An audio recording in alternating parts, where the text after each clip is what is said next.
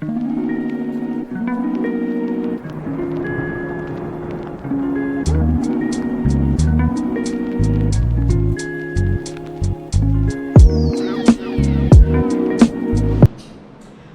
días, bienvenidas y bienvenidos al taller de comunicación efectiva con las familias de los estudiantes. Quiero presentarles la agenda de este taller, en donde ustedes verán que van a llevar a cabo un registro cuando ustedes puedan acceder a este video. Y luego entonces van a recibir a través de su correo electrónico un enlace para realizar la prueba. En nuestra agenda verán que vamos a tener la presentación profesional, vamos a hablar de la meta, los objetivos, los acuerdos, el centrado. Así que tenemos múltiples actividades y sobre todo reflexiones, vamos a hacer dramatizaciones, presentar videos, hacer de esta experiencia una realmente educativa. Y vamos a pasar ahora a realizar la prueba. Ya tomaron la prueba, espero que les haya ido muy bien y entonces permítanme presentarme. Mi nombre es Delia Margarita Reyes López, mejor conocida como Margara, y estoy licenciada en el campo de la psicología social comunitaria. Estudié en la Universidad de Puerto Rico, recinto de Río Piedras, y también tengo una certificación profesional como coach de vida desde el 2005. Y tengo otras certificaciones en liderazgo sistémico, disciplina positiva y manejo de desastres. Y entonces ahora vamos a hablar sobre la meta de este taller, que es comprender el proceso para lograr una comunicación efectiva entre docentes y familia a través de las diversas estrategias que ustedes van a aprender en este curso, y también reconocer la influencia del entorno social. Los objetivos son 3. Analizar el entorno social familiar en donde se desarrolla la comunicación, identificar estrategias que permitan lograr de la comunicación una efectiva por sus resultados positivos para ambas partes. También describir las condiciones adecuadas para desarrollar un entorno escolar que facilite la comunicación efectiva. Ahora vamos a los acuerdos, y aunque ustedes están allá virtual y yo estoy acá, de alguna manera vamos a interactuar. Yo los voy a sentir como si estuvieran aquí conmigo, acompañándome, y para eso necesito que lleguemos a estos acuerdos, y les voy a invitar a que estén en estado de presencia plena, que estén conscientes en este aquí y ahora, que realicen las diversas actividades. Hay muchas reflexiones para aplicar y que tomen nota. Así que miren, tengan su libreta, su bolígrafo, para que ustedes puedan ir conmigo a través de los diferentes ejercicios. Y ahora me gustaría hacer un ejercicio precisamente de autocuidado, un ejercicio de centrado en el cual vamos a conectarnos con este aquí y ahora, y lo vamos a hacer de la manera más sencilla pero no simple, que es a través de la respiración. Así que colocamos nuestro cuerpo donde ustedes estén y vamos a inhalar y a exhalar a su ritmo, tomando conscientemente ese oxígeno, llevándolo a través de su cuerpo. A mí me gusta a veces cerrar los ojos. Ustedes pueden entornar así los párpados. Lo más importante es que ustedes estén aquí, en este presente, respirando, sintiendo el oxígeno entrar y salir. Y este centrado les va a permitir crear las condiciones en su cerebro para estar receptivos, receptivas a estar plenamente presentes en el taller. Respiramos y regresamos acá. 2, 3. Y como este taller es sobre comunicación efectiva, vamos a definir qué es la comunicación. Y la comunicación, la verdad que es un intercambio de significados. Cada persona le da el significado a su mensaje de acuerdo a su cultura, el contexto en el cual vive. Y esas dos personas al encontrarse tratan de descifrar, de codificar esos significados que se están transmitiendo. Así que es un intercambio verbal que puede ser presencial, que puede ser por escrito y que sobre todo utiliza el lenguaje no verbal o el lenguaje corporal, y sobre todo nosotros los boricuas, que hablamos más con el cuerpo que con las palabras. Y me gustaría compartir con ustedes algunas definiciones, porque cuando hablamos del tema de la comunicación hay gran cantidad de definiciones, la literatura es amplia. Yo hice una selección que quiero compartir con ustedes, he subrayado algunas palabras claves que me gustaría que vayan observando. Por ejemplo, uno de los teóricos habla de que la comunicación es un proceso, claro está, pero hay símbolos. Y como les hablé anteriormente de los significados, también tenemos que incorporar los símbolos que son pertinentes a esa cultura particular donde vive, habita ese individuo. También la comunicación es información, que yo tengo que informarte a ti sobre tu hijo, sobre su conducta.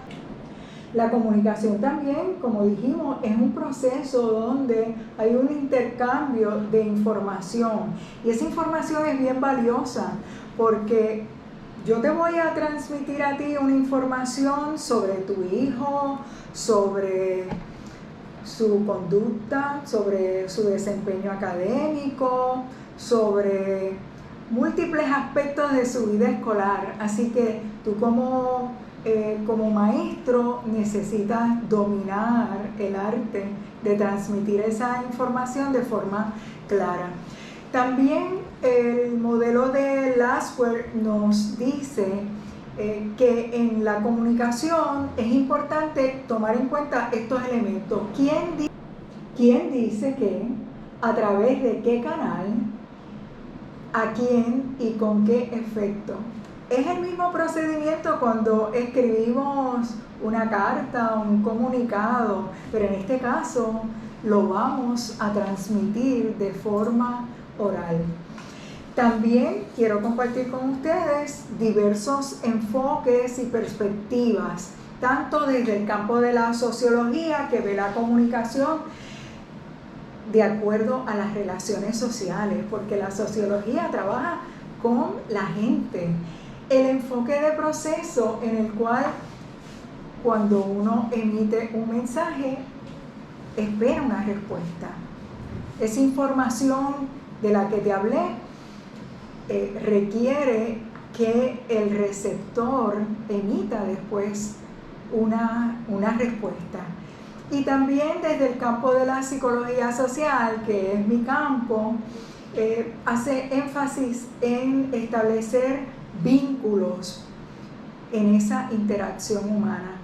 La comunicación es de naturaleza humana. Sin la comunicación en ese contexto no hay vida.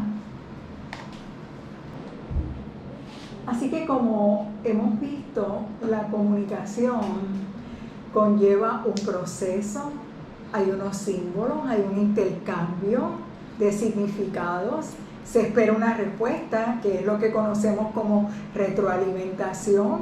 Hay una influencia mutua, es innegable que yo como emisora y tú como receptora tengamos una influencia en una y la otra de acuerdo a la información que estamos transmitiendo. Diferentes puntos de vista y enfoques, claro que sí, perspectivas de la vida.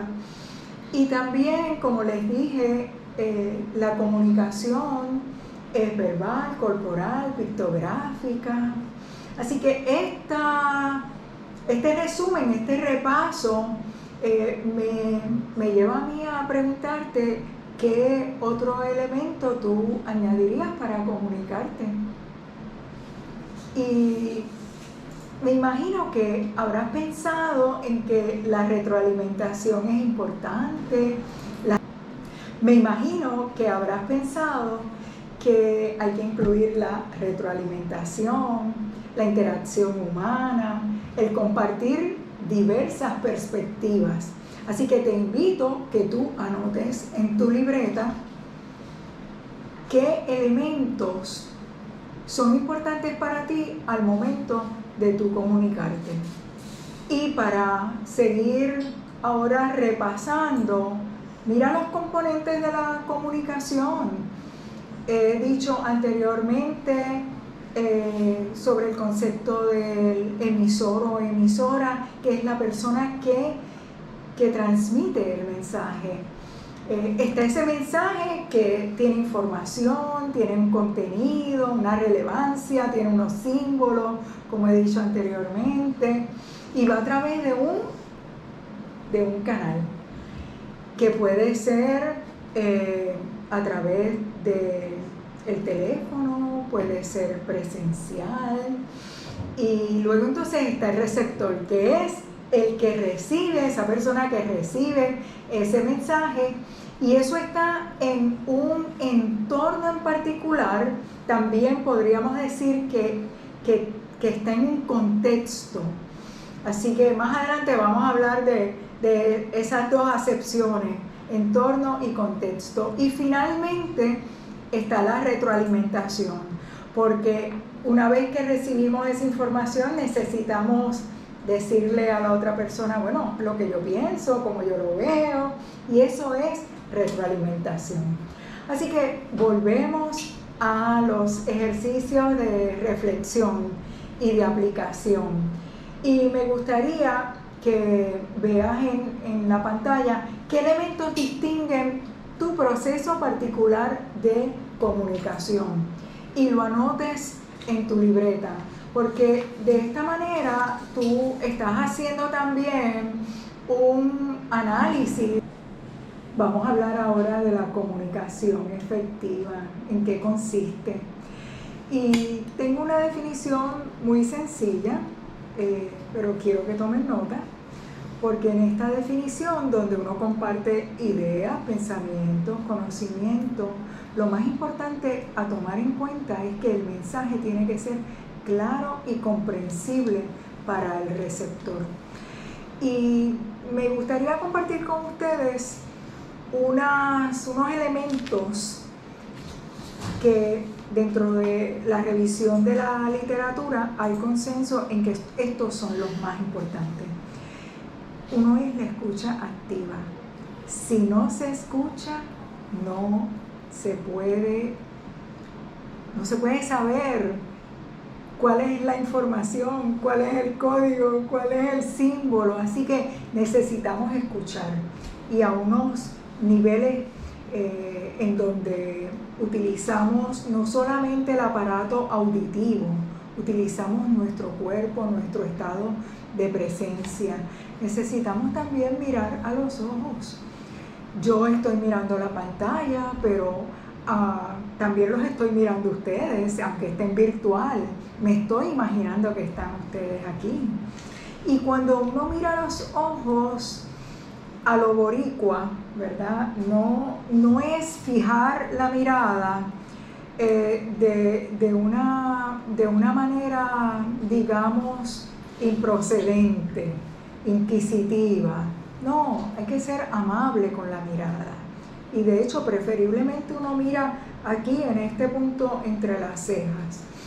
También, como hemos dicho, he repetido en diferentes ocasiones, el mensaje tiene que ser claro y transparente. También hay que ser empática, porque estamos en un intercambio de mensajes. Entonces, depende del tema. Si tú vas a hablar con un padre que está ansioso porque en repetidas ocasiones ha observado que el rendimiento escolar sigue de capa caída, pues entonces lo importante ahí es escuchar, es demostrar empatía para poder validar esos sentimientos, esas emociones de frustración de ese padre. Y también respetar los turnos, porque también a los boricuas, nosotras y nosotros interrumpimos constantemente. Así que tú tienes tu turno para hablar, pero también yo tengo el mío. Entonces, precisamente por eso es que he repetido en otras ocasiones que es un intercambio amigable de información. Y luego entonces uno utiliza diversos recursos como el parafraseo, uno hace preguntas para aclarar.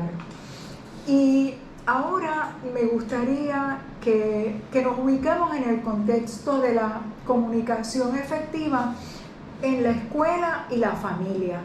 Y en esta definición vemos, una vez más, que es un proceso de intercambio de información clara, precisa, empática, pero me gustaría que tomes nota en algo que no hemos dicho, pero que es lo más importante a tomar en cuenta si estamos hablando de comunicación efectiva, y es el estudiante. Vamos a poner todo nuestro esfuerzo en que nuestra comunicación tenga en el centro de atención al estudiante, que es nuestra razón de ser. Y entonces ahora vamos a un ejercicio de aplicación y me gustaría que puedas reflexionar y te preguntes qué elementos tú tomas en cuenta para comunicarte efectivamente con las familias de tu estudiante. Hay que tomar en cuenta que uno tiene su personalidad, uno tiene un estilo de comunicación. Así que piensa en cuáles son esos elementos que tú utilizas y cuáles son los más efectivos.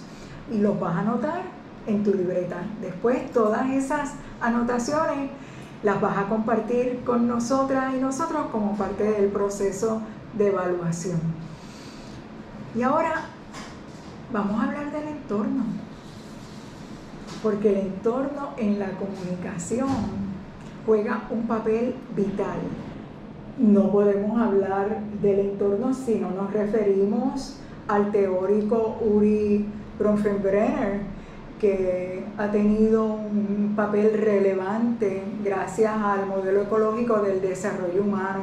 Uri nació en Rusia, pero a los 6 años se mudó con su familia a Estados Unidos, y gracias a la influencia de su papá, que era un psiquiatra y naturalista, él se dio cuenta de la importancia de ese entorno físico y claro, hizo una extrapolación de ese mundo naturalista, físico, a las relaciones humanas. Y su modelo se diagrama por varios círculos que los voy a explicar, y me gustaría que en este diagrama observen el núcleo. En el núcleo está el estudiante y ese núcleo se llama el microsistema. Y también está la familia, está la escuela, ese núcleo es fundamental. Luego entonces el segundo círculo es el mesosistema. En el mesosistema ahí ocurre toda la dinámica de las relaciones del microsistema. cómo se dan esas relaciones de la escuela y la familia, que es lo que nosotras y nosotros estamos trabajando en este taller a través de la comunicación efectiva. Luego, en el exosistema está el gobierno, está el trabajo, la iglesia, la familia extendida, y luego, de forma más amplia, el macrosistema, que está compuesto por los valores, las normas, las reglas sociales. Y aunque no está aquí el círculo, el URI, como yo le digo cariñosamente, también creó el cronosistema, que habla sobre el tiempo, lo que sucede en la vida de esa persona a través del tiempo. Y entonces ahora ustedes van a ver un video de forma más detallada donde van a poder apreciar estos conceptos. Hello friends of Psyche Academia. Welcome back to this space, and on this occasion we are going to talk about the ecological theory of Uri Bronfenbrenner. To do this, we have to talk a little bit about Uri. He was born in Moscow, Russia. However, he spent most of his life in North America, directly in New York. To understand the ecological theory, it is necessary to understand how Uri Bronfenbrenner came to this theory. He began to realize that there were theories that explained the development of children. For example, Jan Piaget's theory of cognitive development, or Sigmund Freud's theory of psychosexual development, as well as Erik Erikson's theory of psychosocial development. However, none of these theories directly took into account the relational contexts in which children develop. For this reason, he began to investigate what relational contexts are like and how they influence the development of personality, cognitive development, and the development of how children begin to understand and interpret the world around them.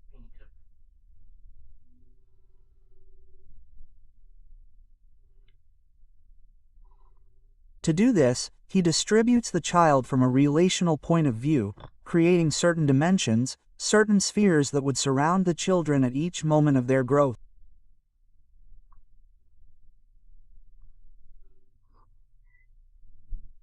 In this, he draws out systems that would be like the layers of an onion that would surround the development of each of the boys and girls. They are the microsystem, the mesystem, the exosystem, the macrosystem, and finally the chronosystem. Let's see them.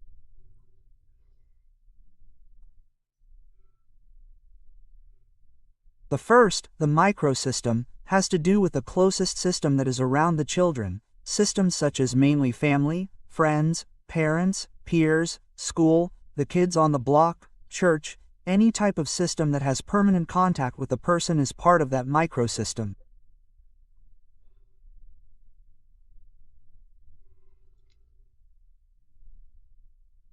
Next, we would have the mesosystem, which is a little more complex. The mesystem would be the link that exists between two microsystems of the same person.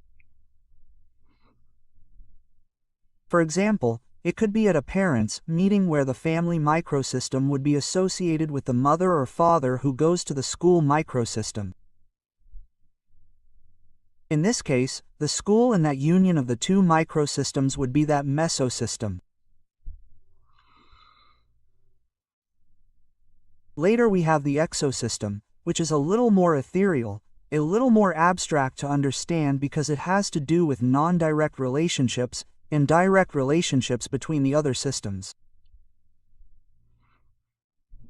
For example, we have the boy's father, who would be his microsome. The father works in a company, and what may happen to the father in that company can indirectly influence or affect the boy in some way.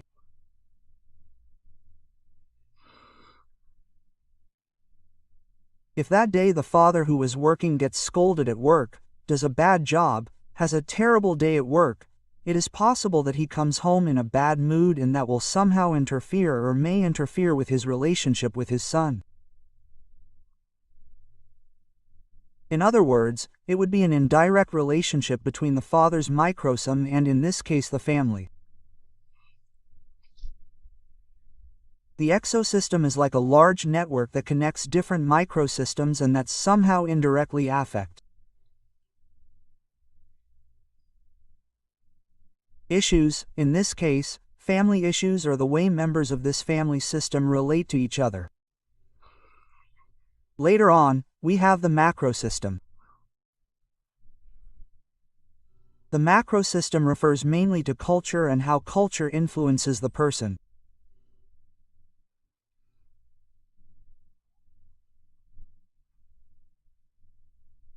Aspects such as political impostures, as beliefs rooted within the culture that seem invisible, but still determine in an almost imperceptible way many aspects of how we are going to interpret and conceive the reality that surrounds us.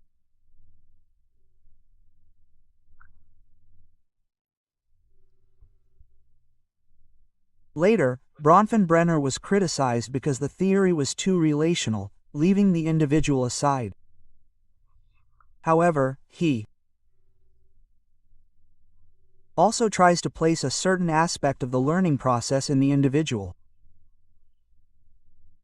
So, he places the individual at the center with all his cognitive development, with all his perspectives, and also formulates what the chronosystem is. The chronosystem is going to be conceived as a system, a metasystem, because the other systems are part of the chronosystem. There are two main aspects to this chronosystem. Number 1, the processes that have to do with time, everyday processes within a lifeline. Things like aspects of the family life cycle, such as marriage, parents, divorce, or adolescence, which are moments in the historical development of each of us.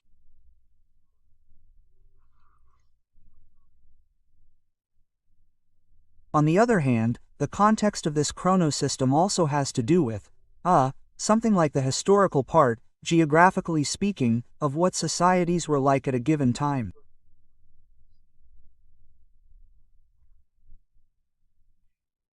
A 20-year-old boy today is different from a 20-year-old boy in the 1950s, because society also evolves historically.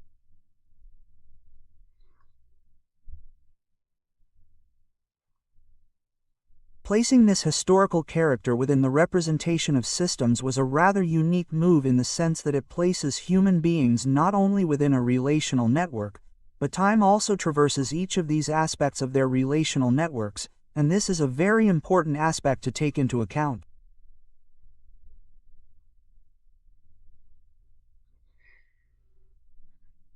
Bronfenbrenner has a very famous phrase that goes something like this: "Children need people in order to be human." That is to say, in order for us to be human, to have that category of human beings, we need to be in a relational context. And the main purpose is to broaden our view, our individual vision. We are not alone in this world. We build ourselves from social learning, from the influences of each of these systems in our lives. Thank you very much for your attention. Stay tuned to Psyche Academica. Bye. Espero que hayan podido apreciar en el video cómo influye en nuestra vida toda la interacción de los diferentes sistemas. Y eso es la contribución mayor del modelo ecológico de Urie Bronfenbrenner. Ahora bien, me gustaría aclarar las acepciones de lo que es el entorno, lo que es el contexto, el ambiente, porque en este taller habrán observado que yo lo utilizo a veces de manera intercambiable. Sin embargo, tienen sus matices. Cuando hablamos del entorno, estoy enfocada en seguir el hilo teórico que Uri Bronfenbrenner nos ha enseñado de que ese entorno influye en la vida, genera las experiencias, los intercambios, todo eso que hemos hablado sobre lo que es la comunicación. Ahora bien, el contexto son las circunstancias. Por eso muchas veces decimos, espérate, dime el contexto particular. Si estamos hablando con una madre que nos dice, bueno, él me dijo que estaba peleando en el patio, y entonces usted como maestro dice, un momento, vamos a contextualizar, y es ver qué pasó en ese escenario, cuáles fueron las circunstancias específicas. Así que a veces lo podemos utilizar de forma solapada, ambos términos. Y luego está el ambiente, que está relacionado con lo físico, pero también en el campo de la psicología hablamos del ambiente emocional. Y cuando hablamos del entorno, pues vamos a incluir dentro del entorno el contexto y el ambiente, porque están interrelacionados. Si yo estoy en ese entorno escolar que forma parte del microsistema, estoy en un contexto particular, por ejemplo, afectado por la pandemia, y tengo que generar en mi salón de clase un ambiente de higiene a través del uso de mascarilla. Así que vemos que los tres conceptos se nutren unos a otros. Y todo esto lo traigo porque a la hora de poder ver cómo se realizan, se afectan las relaciones en el mesosistema, yo tengo que conocer quiénes son mis padres, mis madres, los cuidadores, cuidadoras, o sea, esa familia, para entonces poder transmitir un mensaje que tenga empatía, que tenga pertinencia. Y me gustaría entonces ahora que podamos hacer un ejercicio de cierto nivel de análisis, en el cual nosotros, a través de las diversas preguntas que voy a presentar ahora, ustedes puedan identificar, describir quién es esa familia. ¿Es una familia monoparental? ¿En esa familia hay una jefa de familia? ¿O solamente está el padre criando a los hijos solos? ¿Es heterosexual? ¿Está compuesto por un hombre, una mujer? ¿O es homosexual? ¿Es una pareja de mujeres lesbianas? ¿O dos hombres que están criando un niño? Es importante tomar en cuenta esos elementos. ¿Qué valores fundamentan a esta familia? Y no estoy hablando de valores religiosos, sino esas guías existenciales, filosóficas, que sostienen, esos principios que sostienen esa familia.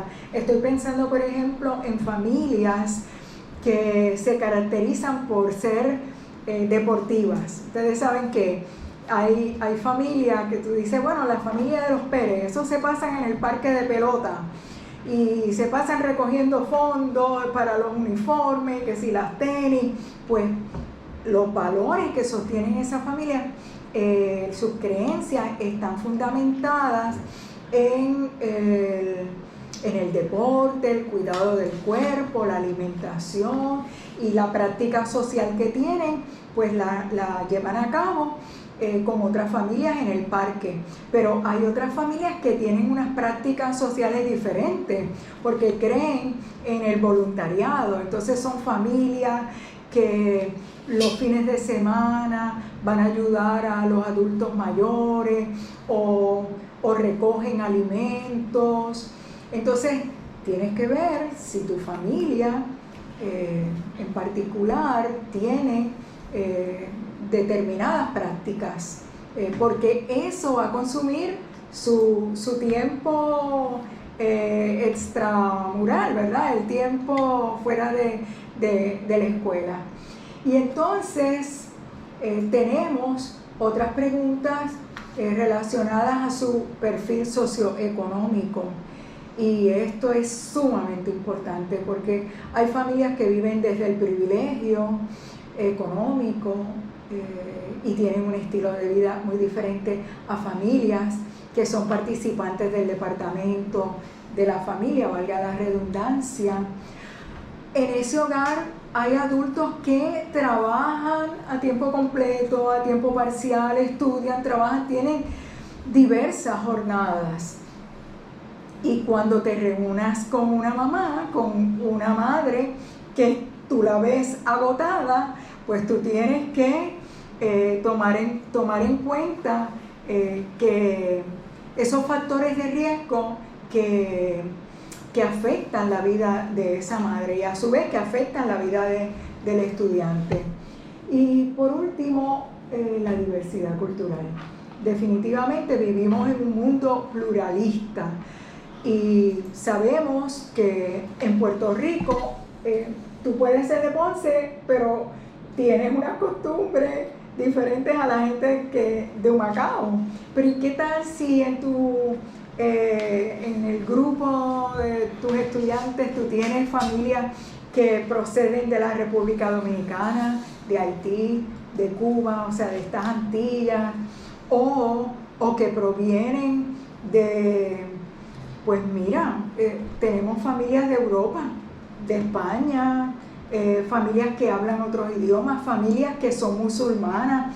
Así que tenemos que tomar en cuenta todos esos elementos para tú poder describir. Y me gustaría que tú anotes en tu libreta y que analices esos factores sociales y familiares para que tú tengas ese cuadro, porque eso definitivamente va a afectar la comunicación, la realidad familiar. ¿Cuáles son los beneficios de esa relación escuela-familia en el estudiante? Toda la literatura hace énfasis en que esa alianza, ese trabajo en equipo entre los docentes y la familia va a tener un efecto inmediato en el rendimiento escolar de ese estudiante. Y eso es lo que queremos. El estudiante está en el microsistema. Tú formas parte también de ese microsistema para fortalecer, para desarrollarlo, para que ese estudiante no solamente desarrolle todas las competencias académicas, sino también las competencias humanas, sus habilidades sociales, su forma de resolver los conflictos. Es súper importante que tú desde el día 1, al reunirte con esa familia,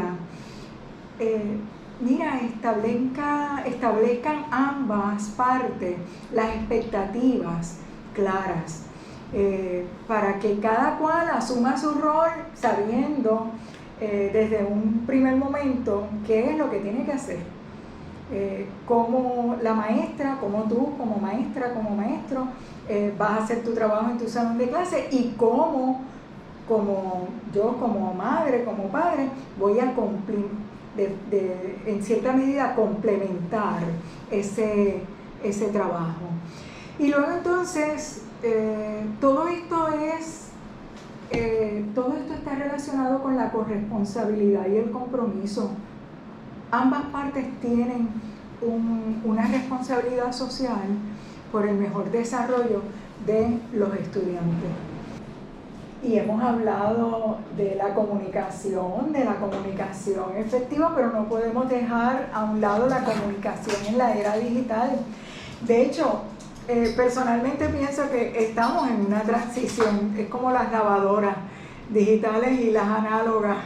Y ciertamente a veces nos gusta comunicarnos de forma análoga porque necesitamos la presencia.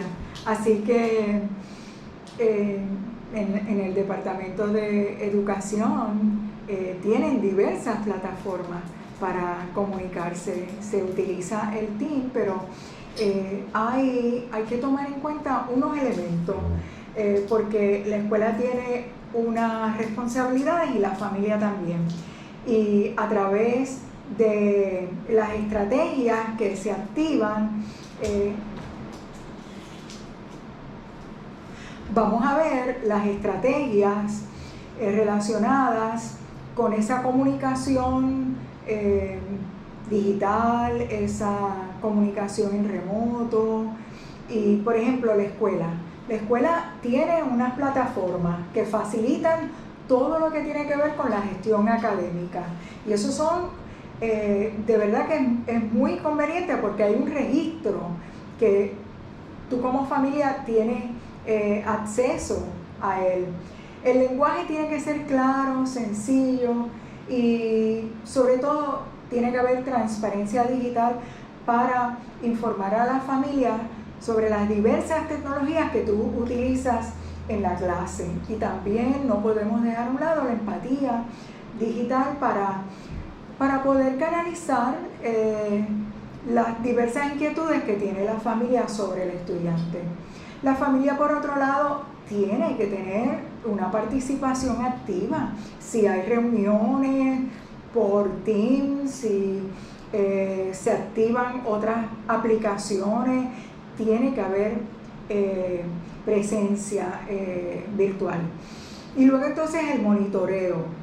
Ese es parte de la corresponsabilidad de la cual estuvimos hablando anteriormente. Y como estamos en el mundo digital, no podemos dejar a un lado los riesgos que existen, y hay que revisar siempre normas de seguridad para todas partes, para los estudiantes, para la familia y para los maestros. Así que quiero compartir con ustedes 2 diapositivas con todas las aplicaciones. Ustedes van a ver eso después con calma, pero existen muchísimas aplicaciones. Usted utilice, recomiende la que sea más adecuada o de acuerdo, claro está, a las particularidades y al contexto de la familia. Y ya llevamos un buen rato compartiendo, hablando, y necesitamos una pausa. Y las pausas de autocuidado siempre las hacemos para tomarnos un momento, para estirar los brazos, para ponernos de pie, para respirar. Tú utilizas la mejor estrategia para llevar a cabo esa pausa de autocuidado. Sencillamente puedes poner tu mirada en un punto focal y busca que en ese punto focal haya algo bien bonito. Puede ser una flor, puede ser el cielo abierto. Solamente con mirar, solamente con extasiarte ese momento, tú vas a observar cómo hay un cambio en tu manera de respirar, en tu manera de sentirte y sobre todo de activar tu bienestar. Disfrútalo. Espero que haya sido de gran beneficio esa pausa de autocuidado. Siempre hay que hacer esos momentos de pausa. Y sobre todo cuando vamos a hablar de situaciones difíciles, como es el manejo de situaciones emergentes. Sabemos que los maestros y las maestras en muchas ocasiones viven muchas situaciones muy difíciles en ese microsistema. Por eso queremos traer este tema a la luz de poder adquirir unas destrezas para el manejo de conflicto. Así que pregúntate qué sucedería si llega a tu salón de clase o llega a la escuela un padre o una madre con una actitud agresiva, desafiante, con una actitud de hostilidad hacia tu persona. Sabemos que no es hacia tu persona, es dentro del contexto escolar. Sin embargo, quien lo recibe, el receptor de ese mensaje, eres tú. Entonces, hay padres y madres por otro lado que cuando estás en la entrevista o estás en ese primer día o a lo mejor al final del semestre, tú percibes que están guardando información, hay algo oculto. Entonces, muchas ocasiones son factores relacionados al narcotráfico, a la violencia, así que esos asuntos hay que tomarlos con mucha precaución e incluso hacer consultas con el director, con la trabajadora social. Y por otro lado también hay momentos en que llega ese padre y esa madre exigiendo, alzando la voz, dando puños en el escritorio y también con cierta actitud que puede resultar en falta de respeto hacia ustedes. También está el padre y la madre que se queja continuamente del estudiante. Él siempre está ahí para apoyarle, dice el padre o la madre, pero el estudiante no hace nada. Así que cualquiera de esas situaciones son muy difíciles de manejar. Y de hecho me gustaría saber cómo lo han manejado. Anota en tu cuaderno cuál de esas situaciones ha sido para ti más común, más recurrente y cómo lo has manejado. Para que entonces puedas en su momento más adelante identificar unas destrezas particulares para manejar esos conflictos. A la luz de esta presentación, a mí me gustaría ahora que pasemos a una dramatización para ver en ese contexto teatral cómo se ve una madre exigente. Y yo voy a ser la maestra y vamos a contar con una representante de Pyramid Learning que va a ser de mamá.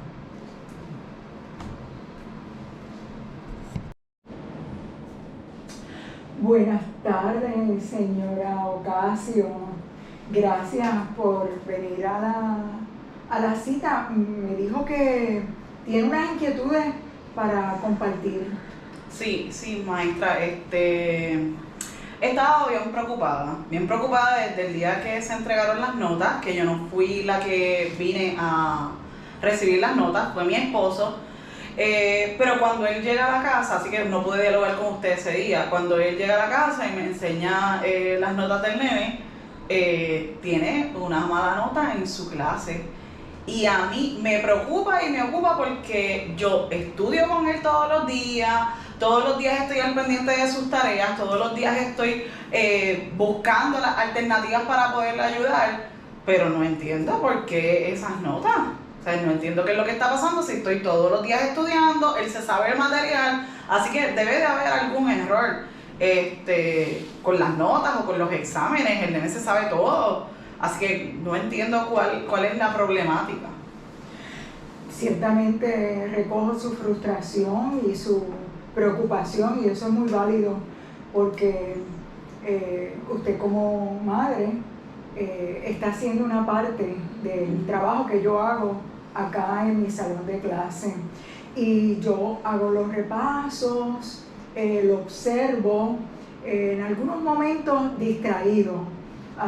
Habría que ver si hay alguna situación relacionada con su salud, o habría alguna otra situación relacionada con el entorno familiar. Pero ciertamente yo estoy muy atenta. Sí, pero por lo menos en casa todo está bien. Él no tiene ninguna situación de ningún diagnóstico, él no tiene ningún problema educativo relacionado con educación especial o algo así por el estilo.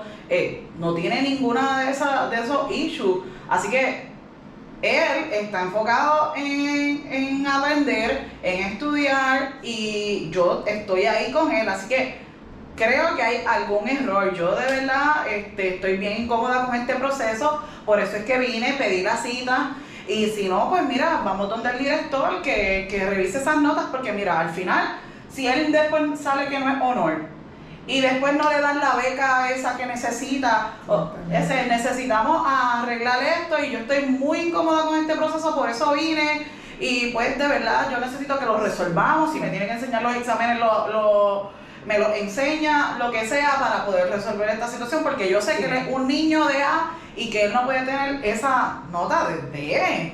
No, una nota de B. Eso es inconcebible.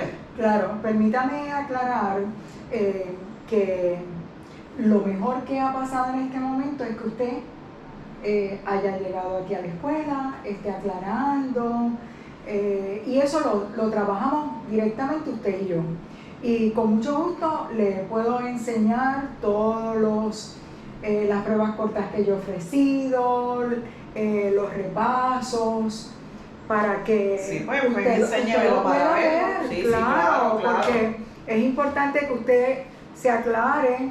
Déjeme a ver dónde está. Aquí está todo lo que yo le he ofrecido, y puede mirarlo, porque esos son documentos que los padres y las madres tienen acceso, y el director trabaja sus asuntos, ¿verdad?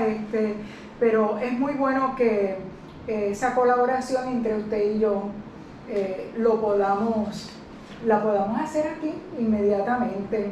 ¿Y qué podemos hacer si hay alguna de las preguntas que yo entiendo que de esa manera no fue que él le estudió, o que está mal redactada, no sé, y que por eso es que entonces él se cayó? ¿Qué podemos hacer ahí?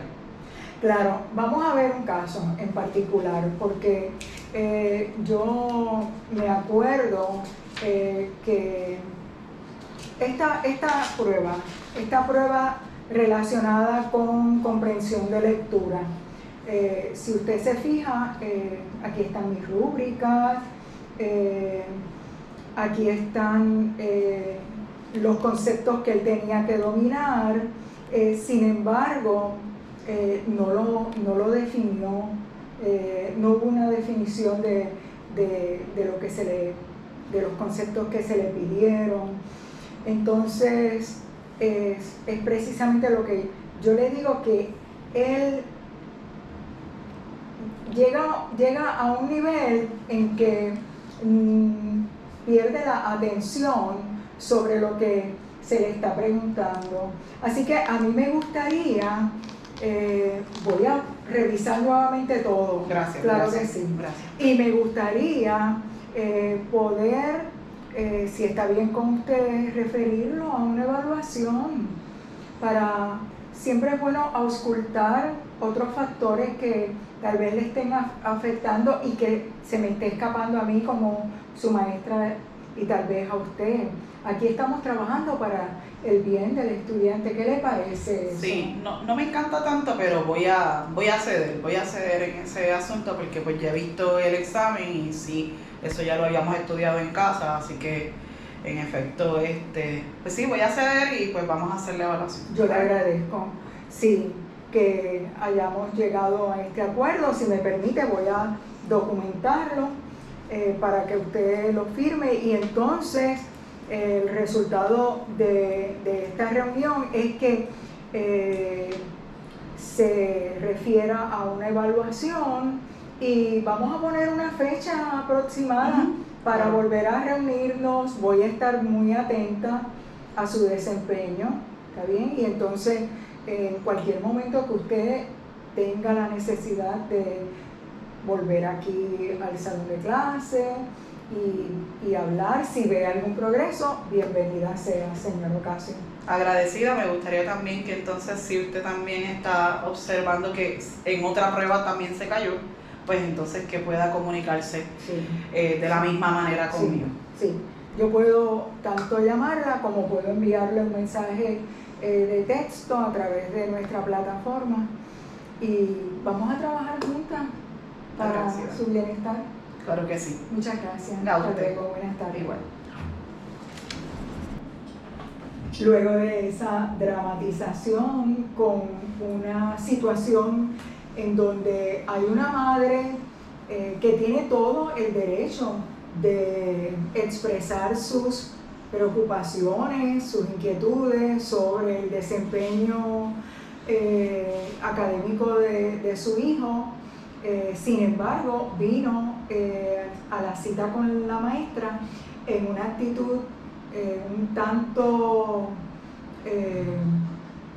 desafiante, con un tono de voz alto, y nos gustaría ahora tener la oportunidad con mi equipo de Pyramid Learning que hagamos un debriefing en donde podamos ver lo que funcionó, lo que no funcionó y cómo se podría manejar, resolver esta situación. Así que tengo aquí a mi lado a Waleska, que ha sido maestra a nivel elemental en el área de matemática, y tenemos a Priscila, que es madre de 2 estudiantes de nivel intermedio.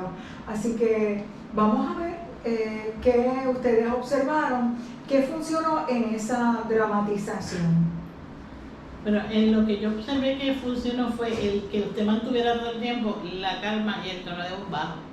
Porque aunque ella llegó un momento en que alzó la voz, usted nunca cambió el tono de voz y mantuvo el tono de voz bajo y logró que ella también bajara, porque al final ella baja al nivel de voz y como que accede a aceptar que su hijo necesita ayuda. Sí, gracias, Waleska.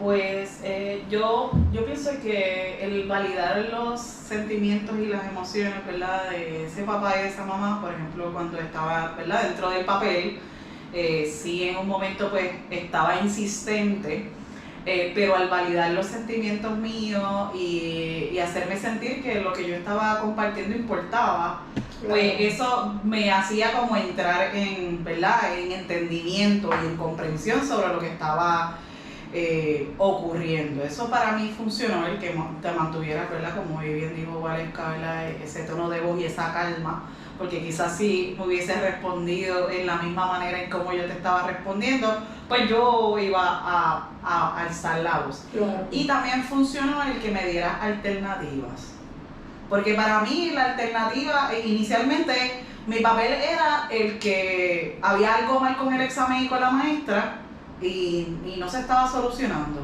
pero entonces ¿verdad?, buscaste alternativas para solucionar el problema por el cual yo estaba viendo. Claro, ¿y qué les pareció que compartiera las pruebas, la evidencia del trabajo del estudiante? Esa es una manera de demostrarle que, ¿verdad?, que usted está haciendo bien su trabajo y que había la posibilidad de que él tenga alguna condición que a veces los papás no las aceptan, pues porque no las ven, ¿verdad? Porque como madre, yo también soy madre, pues no vemos muchas cosas hasta que la maestra nos dice, mira, yo entiendo que necesitas una ayudita en esto, y el que viera y le enseñara que verdaderamente su trabajo estaba bien hecho, que el estudiante quizás no domina la forma en que usted lo expresa y las alternativas que le dio, eso yo lo encontré bastante satisfactorio. Sí. Claro.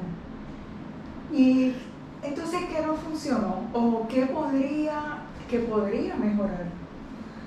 En este caso, yo vi que todo funcionó porque llegaron a un acuerdo, incluso el mamá aceptó a que evaluaran al estudiante, muchas veces no se logra eso, porque cuando mamá viene molesta y no, mi hijo no es el problema, pero aquí se logró, se llegó a un acuerdo, y vuelvo y repito, lo que yo entiendo que funcionó aquí fue el mantenerle en el mismo tono y la misma calma que no todos los maestros tienen, porque, ¿verdad? Cuando tienden a defender, me incluyo, ¿verdad? Porque uno cuando le atacan uno siempre se defiende, pero uno tiene que tener unas herramientas de cómo hacerlo, de cómo uno puede trabajar cuando viene este tipo de situaciones.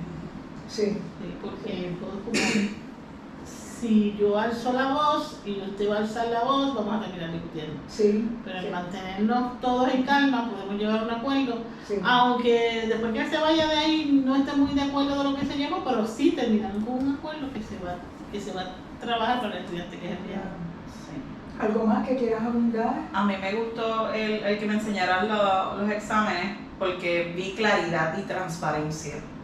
Como que aquí están todos los trabajos del niño, yo no tengo nada que esconder, no estoy mintiéndote, soy clara y soy transparente con el trabajo que estamos haciendo, no estoy escondiendo el que el niño haya salido bien y yo lo quiera, porque algunas veces, ¿verdad?, la otra parte y los papás podemos tomar personal los asuntos y pensamos que es a mi hijo nada más. Así que el tú enseñarme los trabajos, se observó la transparencia.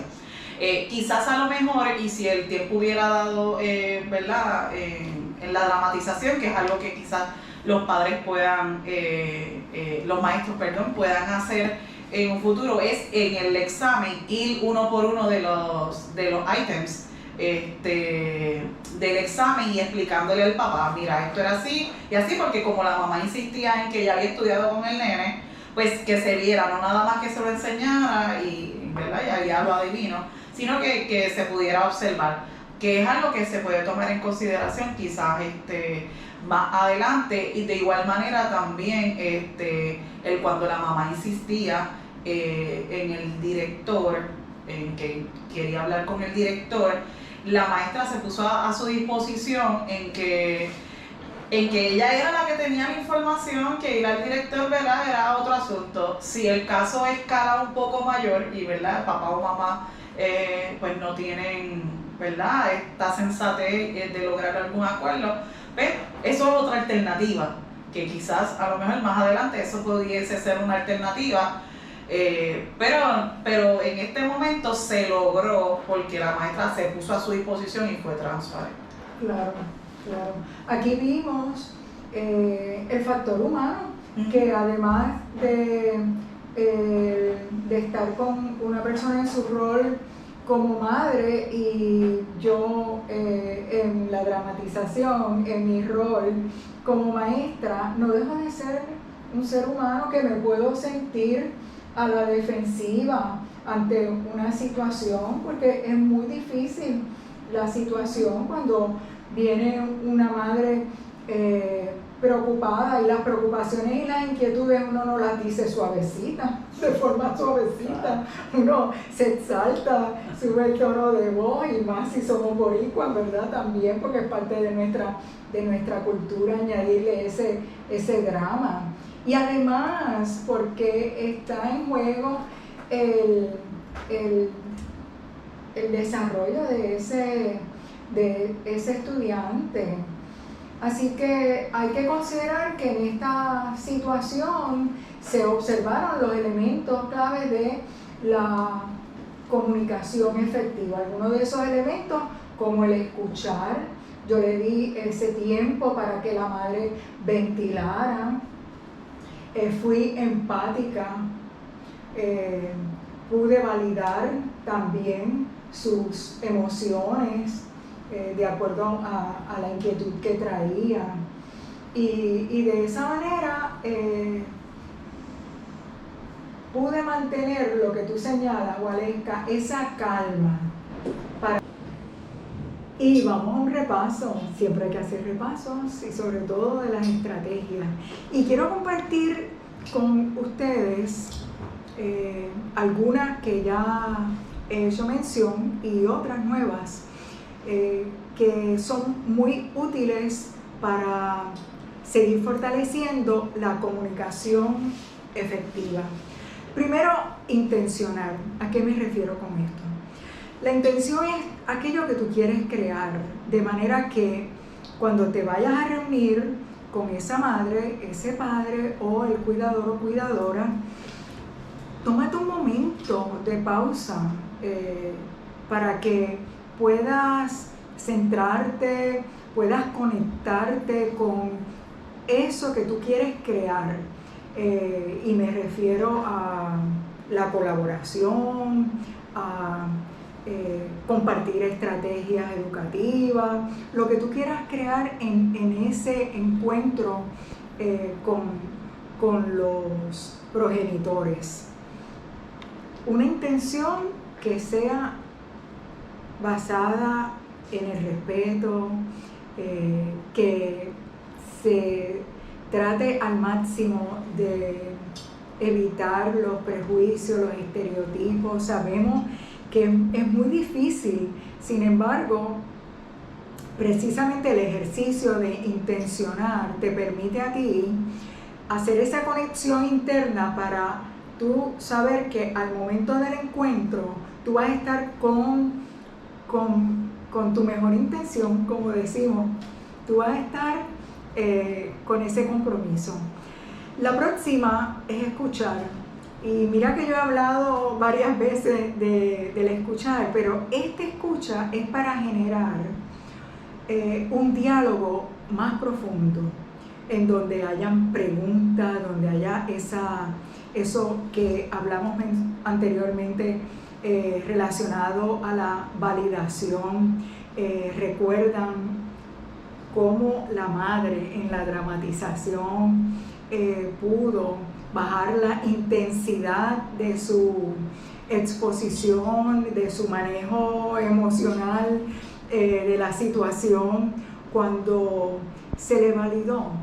Pues de eso estamos hablando. Para poder llegar a la validación es necesario estar desde esa escucha activa, también demostrar esa sensibilidad cultural, esa empatía.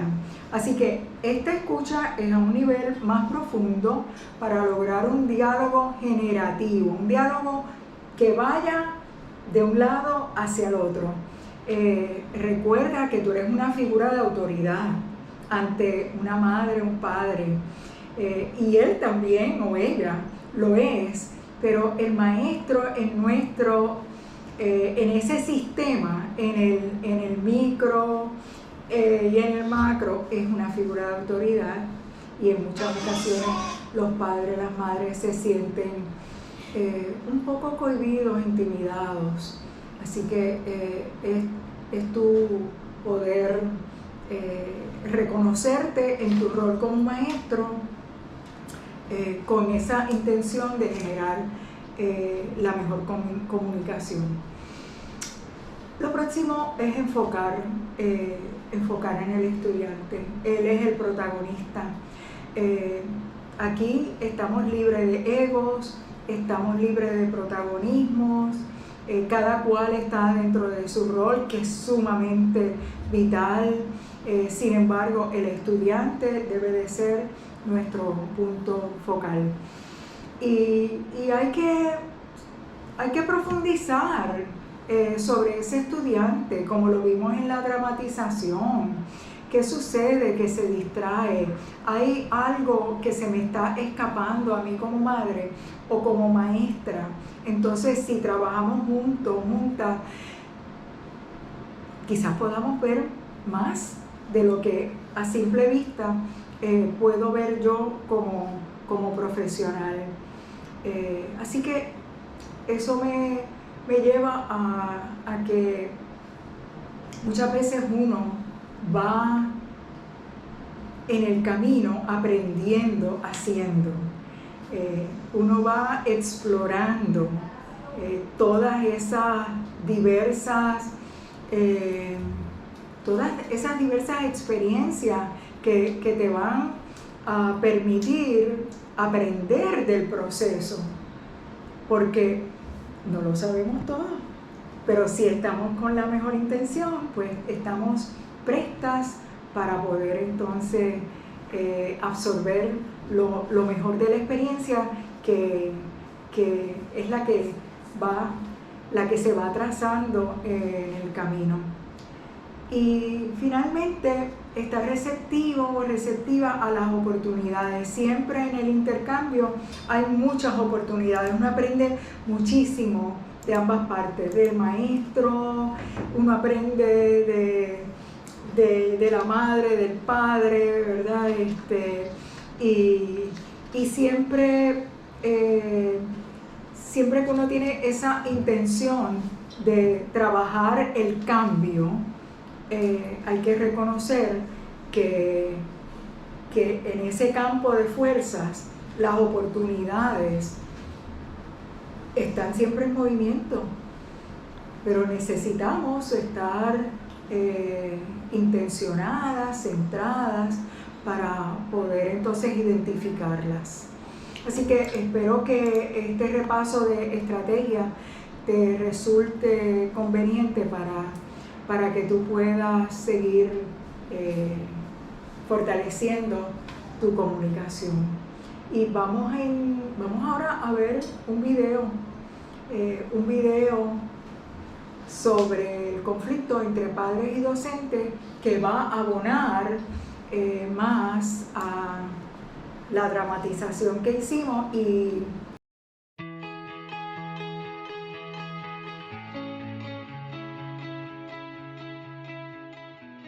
Una buena relación entre docentes y padres es fundamental para generar un mayor bienestar en los estudiantes y en su proceso académico. Sin embargo, pareciera que la comunicación entre estos se ve limitada a la entrega de calificaciones, un evento social e informes de mala conducta o bajo desempeño de los estudiantes. En el mayor de los casos, son los docentes quienes convocan a las reuniones con los padres de familia. No obstante, mantener un lazo estrecho de comunicación es responsabilidad de ambos. La participación de cada madre o padre varía. Algunos se desenvuelven con mayor facilidad, a diferencia de otros que son un poco más tímidos o no les queda muy claro el propósito de la reunión. Conflictos más comunes. Desconfianza de los padres. Algunos padres de familia sienten como una amenaza al hecho de que alguien más esté educando a sus hijos. Generalmente porque consideran que la educación que sus hijos reciben en el aula contradice la educación en casa. Falta de comunicación. ¿Qué ocurre cuando un alumno tiene un altercado con su profesor? ¡Bingo! Así es. Los estudiantes en el mayor de los casos llegan a casa y al momento de contarle a sus padres lo ocurrido, alteran la historia. Ojo, esto no quiere decir que nada sea verdad. Sin embargo, acércate a los padres del alumno para que tengan un mayor conocimiento de los hechos, evitará conflictos en el futuro. Descontento por el trato a sus hijos. Hay padres de familia que les gustaría que a sus hijos les pusieran más atención que al resto de sus compañeros de clase. Por otra parte, puede ser que les moleste que les presten tanta atención a sus hijos.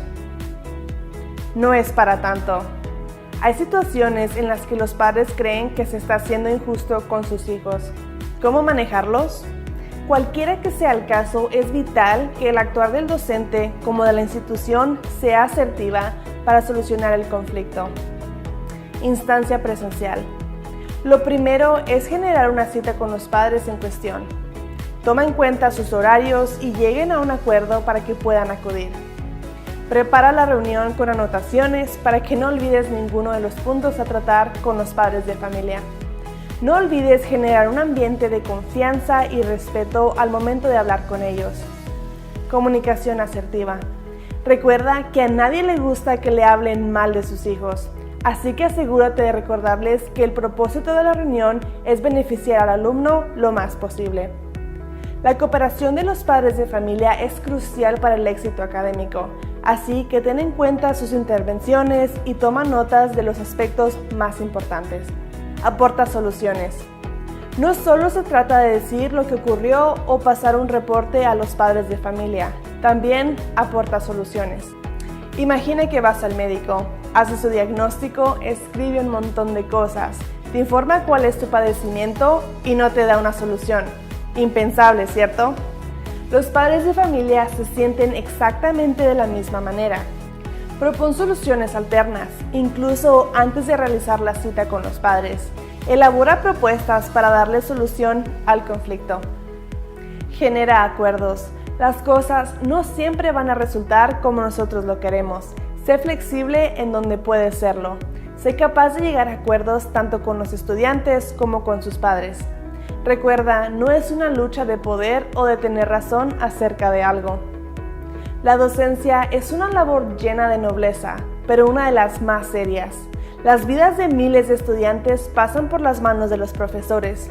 Cientos de familias con historias diversas. Muchos de los problemas que surgen tienen su origen en una percepción errónea del otro. La educación requiere el trabajo conjunto de padres de familia y docentes. Todos podemos mejorar y enfocarnos en la colaboración desde nuestro lugar como padres y como docentes. Me gustaría ahora compartir contigo una reflexión que yo le he llamado dar y recibir, y es previo a llegar a los acuerdos, porque hay que reconocer que en ese intercambio con los padres, las madres, lo que estamos haciendo es dando y recibiendo de ellos. Y si tomamos conciencia que lo hacemos con intención, en realidad lo que estamos compartiendo son regalos de cada parte. Y me gustaría que te ubiques en estos momentos como en tu rol, claro está, como maestra, como maestro, y te preguntes qué te gustaría darle a los padres, a las madres, a los cuidadores. Y cuando yo digo dar, yo no estoy hablando de asuntos o de cosas materiales. Estoy hablando de todo lo que tú puedes dar desde la intención que, como dije anteriormente, es esa capacidad que tiene el ser humano de crear un ambiente que sea positivo, de crear las condiciones, de crear la actitud ante la vida. Así que cuando digo que te gustaría darle a esa familia, conéctate precisamente con esa intención. Y llegamos a los acuerdos. Ya tuvimos la reunión con la madre, vimos en la dramatización que la maestra le solicitó documentar los temas tratados y la madre accedió. Así que cuando llegamos a los acuerdos es como establecer un plan donde se establece la meta a lograr y los pasos. Así que hay que tener también, como hemos dicho anteriormente, esa sensibilidad, esa empatía, reconocer ese entorno familiar para que esos acuerdos sean relevantes, pertinentes a ese contexto familiar en particular. Y entonces vemos que en los acuerdos hay que documentar la fecha de la reunión, quienes estuvieron presentes en esa reunión y los temas discutidos. Se identifica la meta a lograr y la fecha del cumplimiento, porque toda meta que se establezca requiere un accountability, requiere unas acciones de rendición de cuentas y la fecha de cumplimiento. Y entonces se describen las estrategias, las diversas estrategias para lograr la meta. Como dije anteriormente, los acuerdos es como un plan básico para poder encauzar el camino a seguir. Y llegamos a la parte en que nos vamos a llevar algo, porque nos hemos estado llevando, sí, muchas reflexiones para aplicar, pero este momento me gustaría tomar un poco más de tu tiempo para que puedas identificar 5 acciones que tú dominas en la comunicación con la familia y que han demostrado su efectividad. Mira, tú eres la experta, el experto en el salón de clase, pero ahora enfocado y más consciente de la importancia de la comunicación efectiva,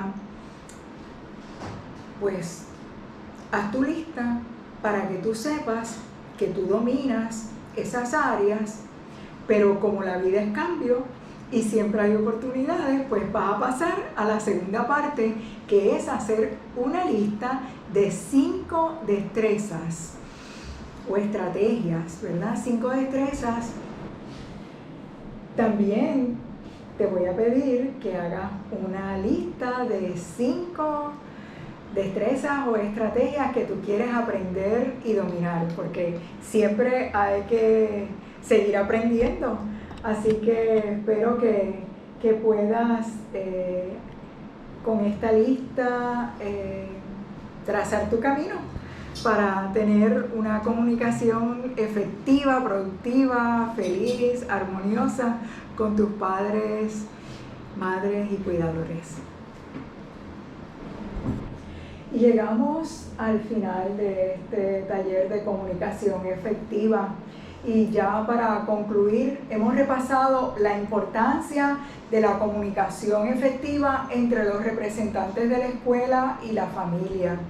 Y también comprendimos que toda comunicación requiere tomar en cuenta el entorno y las diversas dinámicas que se suscitan en ese sistema al cual pertenecen los diversos representantes. Tomamos en cuenta que el rendimiento académico de los estudiantes está íntimamente relacionado con esa alianza entre escuela y familia, y confiamos que este taller haya sido de gran beneficio para ustedes. Hay muchos ejercicios de aplicación, muchas reflexiones y sobre todo establecer metas para continuar reforzando estas destrezas. Recuerden que este curso tiene una postprueba. Ustedes van a recibir también el enlace a través de su correo electrónico y les vamos a pedir que envíen esas reflexiones a la dirección de Pyramid Learning para poder documentar y registrar su participación en este curso. Estamos compartiendo también una evaluación. Nos gustaría mucho saber su nivel de satisfacción respecto a los temas tratados, la organización, el contenido. Así que le invitamos que tomen su tiempo para hacer esta evaluación. Compartimos una bibliografía importante y esta cita siempre nos deja espacios para lo nuevo. Lo más importante de la comunicación es escuchar lo que no se dice.